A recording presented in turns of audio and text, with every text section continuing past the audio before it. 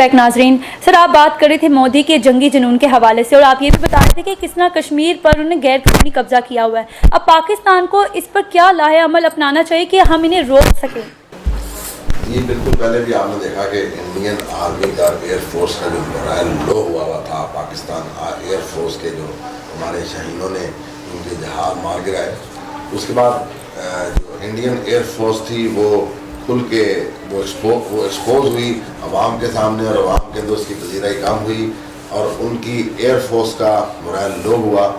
और ये सिर्फ वो बातों की हद तक तो वो ये उनके जो लीडरान है बहुत से बयान देते हैं, लेकिन उनकी ये तो अरबों रुपया उन्होंने आर्मी के ऊपर लगाया और उसकी वजह से एशिया के जो अफवाह जो थी उसका डिफेंस बजट मुल्कों का वो बढ़ गया। सिर्फ इंडिया के इस एक एक्शन की वजह से कि इंडिया ने अपना दफाई बजट जब बढ़ाया तो उसके पैरेलल बाकी जो उसके साथ वाले जो कंट्रीज है, नेबरिंग कंट्रीज, उन्होंने भी अपने दफाई बजट को बढ़ाया।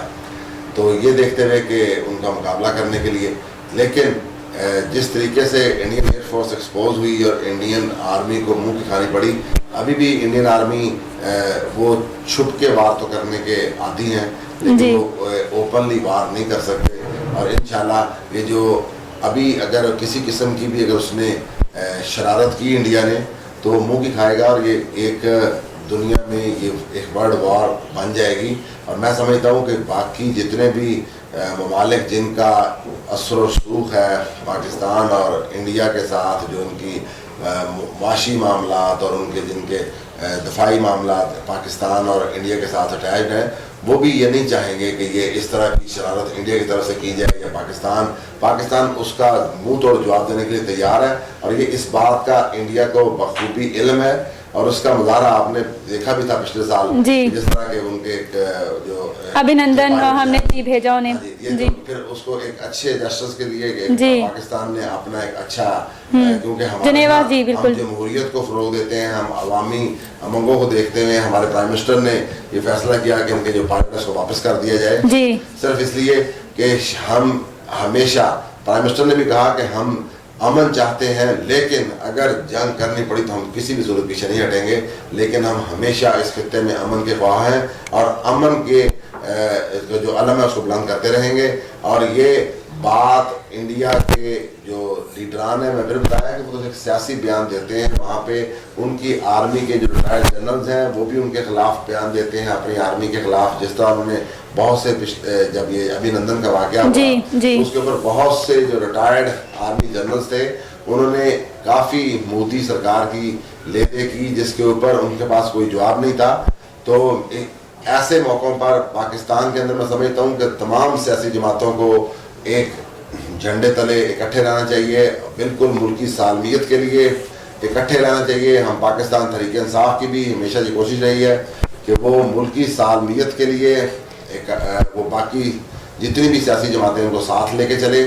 और इंशाल्लाह जिस तरह कश्मीर कमेटी है, कश्मीर कमेटी के अंदर तमाम सियासी जमातों से लोगों को शामिल किया गया है ताकि तमाम सियासी जमातों की मुनासिब नुमाइंदगी उसके अंदर शामिल हो।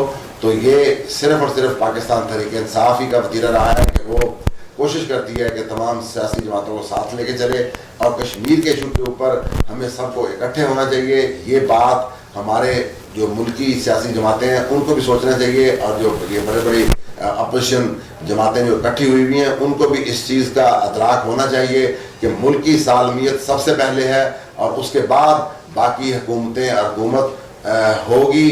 पाकिस्तान बचेगा तो हुकूमत करेंगे, पाकिस्तान की सालमियत होगी, पाकिस्तान का वकार बुलंद होगा तो पूरे पाकिस्तान की आवाम का पूरी दुनिया में वकार बुलंद होगा। सर, आप ये देखें ना कि नून लीग की जानिब से हमेशा यही एक मौक़िफ़ सामने आया है, हमेशा वो एक बयानिया देते हैं कि उनके दौरे हुकूमत में भारत की ये मजाल नहीं थी कि वो मकबूजा कश्मीर पर गैर कानूनी तौर पर कब्जा कर सकें। आपकी हुकूमत आई है तो इस वजह से ऐसा हो गया। क्या उनका ये मौक़िफ़, ये बयानिया दुरुस्त है?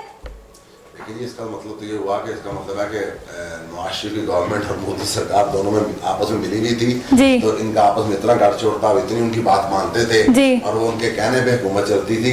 तो इसका मतलब ये हुआ कि जो नून लीग है वो मोदी सरकार के कहने पे चलती है और मोदी सरकार नून लीग के कहने पे चलती है। ये तो एक बड़ी एक और ऐसी बात है जिसको अवाम इन्हीं बातों की वजह से अवाम ने ये रद्द-ए-अमल दिया है कि उन्होंने पहले 2018 के इलेक्शन का रिजल्ट आपके सामने था, अब बल्तिस्तान आपके सामने है, क्योंकि ये इस तरह की बातें कि जी वो उनकी बात बड़ी वो जो थी इंडियन गवर्नमेंट मानती थी, ये क्या करती थी, ये तो मैं नहीं समझता कि ये सिचुएशन टू सिचुएशन इश्यूज हैं। और इसके ऊपर जब इंडिया ने मुंह की खाई हर जगह पे, तो उसने उसका हल ये निकाला कि कश्मीरियों की आवाज़ उन्होंने सलब कर ली, वहाँ पे इंटरनेट तक बंद कर दिया ताकि वहाँ की आवाज़ पूरी दुनिया के लोगों तक ना जाए, और उनको ताकि वो उनके लिए जो अलम बुलंद करके खड़े हुए थे वो खामोश हो जाए। सर देखिए, ये कोई ढकी छुपी बात तो नहीं है कि अक़वाम मुत्तहिदा को सब कुछ पता है, लेकिन अक़वाम मुत्तहिदा में जब पाकिस्तान आवाज़ उठा रहा है, इस पर कोई एक्शन नहीं लिया जा रहा। अब शहरियार अफरीदी ने भी एक बयान जारी किया, उन्होंने कहा है कि भारत जो है वो पाकिस्तान में दहशतगर्दी करे, दुनिया जो है इस पर कार्रवाई करे। तो पहले कश्मीर पे कोई कार्रवाई नहीं हुई, तो अब इस पर क्या कार्रवाई होगी? देखिए, जिस तरह मुल्कों के अंदर मुख्तलिफ ताकतें हैं जो हमेशा अपना कोई असर और सूख और अपनी कोई ना कोई नेगेटिविज्म अपनी प्रमोट किए रखते हैं, इसी तरह पूरे यूएनओ के अंदर भी और पूरे जो और आलमी ताकतें हैं उनके अंदर भी एक जो साजिशें हैं और वो एक ख़ास एजेंडा लेके चलती हैं, जो मुख्तलिफ वहाँ पे यूनाइटेड नेशन की जो कंट्रीज मेंबर हैं, वो जो साजिशें और वो जो लोगों का एजेंडा है वो नेशनल लेवल पे भी इंटरनेशनल लेवल पे चल रहा होता है। ये उसी का रिजल्ट है कि अक़वाम मुत्तहिदा की आंखें बंद हैं, क्योंकि वो क्यों नहीं भारत को कंट्रोल कर सक रहे? अक़वाम मुत्तहिदा में ऐसा क्या चल रहा है कि वो इनसे डर रहे हैं? क्या आखिर चल रहा है? देखिए, मसला क्या है? डरना की बात नहीं, मैं बता रहा हूँ कि सिर्फ और सिर्फ वहाँ पे क्योंकि इंडियन लॉबी जो सी है, इंडिया के लोगों ने पिछले वहाँ पे जो थी जमहूरी हुकूमतें जो थी वो मुल्क के साथ शायद मुखलस थी। हमारे यहाँ पे जमहूरी ताकतें जितनी भी रहीं उन्होंने हमेशा as a agent role play किया, और मैं उम्मीद करता हूँ कि अभी ये वक्त आ गया है कि जमहूरी ताकतों को चाहिए कि वो यकजा हों ताकि दुश्मन का मुंह तोड़ जवाब दिया जाए। और ये अक़वाम मुत्तहिदा को अभी ये इमरान खान साहब ही का था कि जिन्होंने अक़वाम मुत्तहिदा को बारहा, इससे पहले किसी भी प्राइम मिनिस्टर ने एज उसके जो थे कश्मीर के लिए ऐसे आवाज नहीं उठाई ना। हाँ जी बिल्कुल। और इमरान खान साहब वाहिद लीडर हैं जिन्होंने ये कहा कि वो कश्मीर के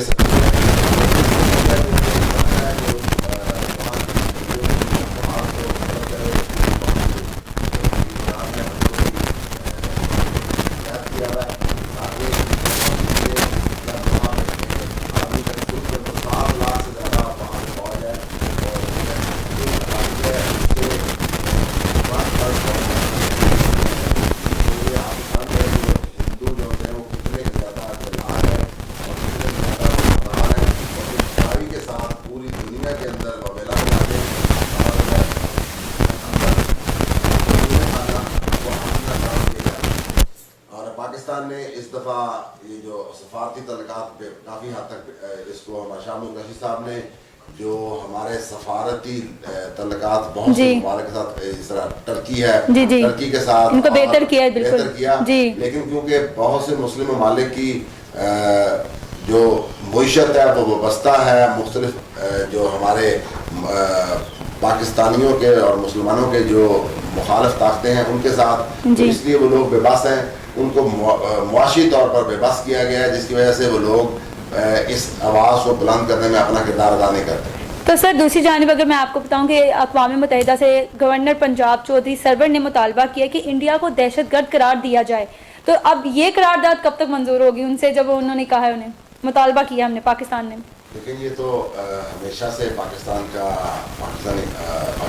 मुतालबा रहा है कि एक वहाँ पे जैसा RSS है, इस तरह की उनकी दहशतगर्द तंजीमें वहाँ पे काम करती हैं। वहाँ पे उन्होंने गुजरात के अंदर जो वाक़यात हुए उसमें मुस्लिम जो आबादी थी उसके ऊपर, और इसी तरह क्रिश्चियन आबादियों पर भी जो उन्होंने वहाँ पर बलवा किया, मुख्तलिफ अपनी कार्रवाइयाँ की, ये तो पूरी दुनिया के सामने है।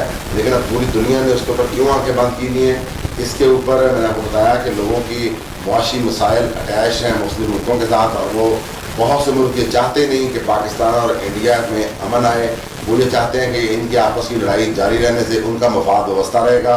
वो उस अपने मफाद के लिए अवामी जो उसकी उमंगें हैं उसको फुलफिल नहीं करते, उनको उसके ऊपर वो कोई रिप्लाई नहीं करते, उसके ऊपर रिएक्शन नहीं देते, जिसकी वजह से कश्मीर की आवाम पिस रही है।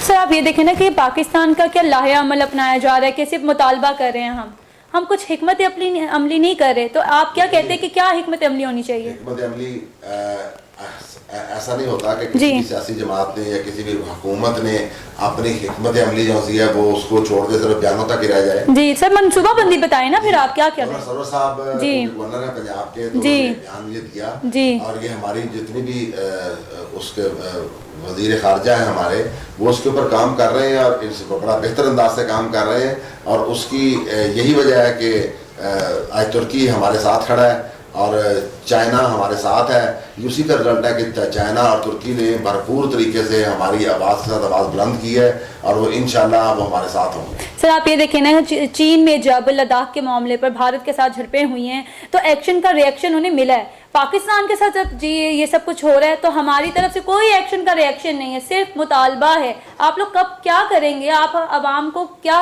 मनसूबाबंदी देंगे, आप ये बताएं हमें।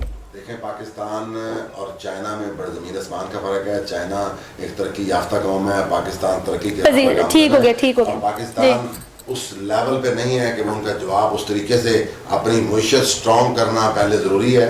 और जिस तरह के पाकिस्तान का बॉर्डर और इंडिया का बॉर्डर, जितना एरिया पाकिस्तान और इंडिया का बॉर्डर लंबा है, इस तरह चाइना का बॉर्डर इंडिया के साथ अटैच नहीं है। हमारी तो ज़्यादातर दफाई बजट जो है वो बॉर्डर के ऊपर ही लग जाता है। और हमारे साथ अफगानिस्तान की भी हम जंग लड़ रहे हैं और अफगानिस्तान की जंग लड़ने के साथ साथ हमने इंडिया के साथ भी मुकाबला किया और इंडिया ने थ्रू अफगानिस्तान हमारे ऊपर वार किया। ये जो दहशतगर्दी की फजा पाई जाती है पाकिस्तान के अंदर, ये सारी की सारी इसके पीछे साजिश इंडिया की है। और इंडिया के डिफरेंट वहाँ पे कोई 40 से ज़्यादा सफारत खाने बने हुए हैं अफगानिस्तान के अंदर। उनका काम अब इंडिया का अफगानिस्तान के अंदर 40 से ज्यादा सफारत खाने खोलने का जो मकसद है वो सिर्फ और सिर्फ यही है कि उस सफारत खाने की आड़ में दहशतगर्दी को प्रमोट कर रहे हैं। हो गया नाजरीन, यहीं पे प्रोग्राम का वक्त खत्म हुआ जा रहा है, मुझे इजाजत दें। इंशाल्लाह नेक्स्ट प्रोग्राम में आपसे मुलाकात होगी अज़ान के बाद।